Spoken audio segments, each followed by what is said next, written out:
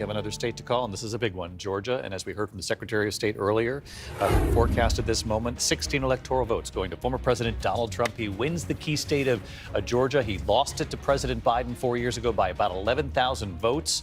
He was determined to win that state back. He has done exactly that tonight, a margin about 100,000 votes or so between him and Kamala Harris. This is a big win, Rick.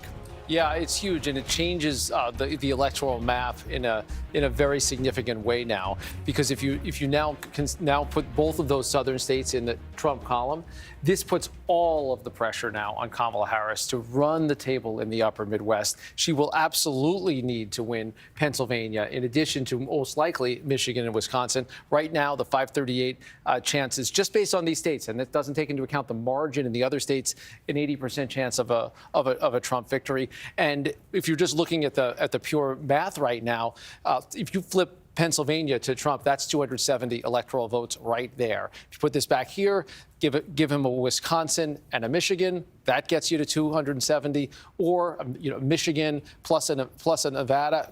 There's a lot of paths that are now open up to Donald Trump because he was able to hold those two states. One of them he won twice. The other one he won once and then gave back.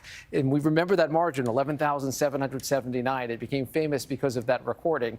And it looks like tonight it's going to be a lot bigger margin than that in the state of Georgia. Right now it's 118,000 votes. There's still some votes left, but we've seen these blue dots shrink over the night. The story will be that the Atlanta area did not come through in the same kind of margins. And the redder parts of the state, as we've been discussing tonight, we just have seen Donald Trump hold his numbers and overperform his numbers in county after county, bringing his numbers to a level that, frankly, he hadn't seen before. And that to me is just a remarkable part of the story tonight, to see how many places he was able to not just do what he had done before, but build on what he had done before, to grow his vote share in county after county to add up to this win tonight in Georgia.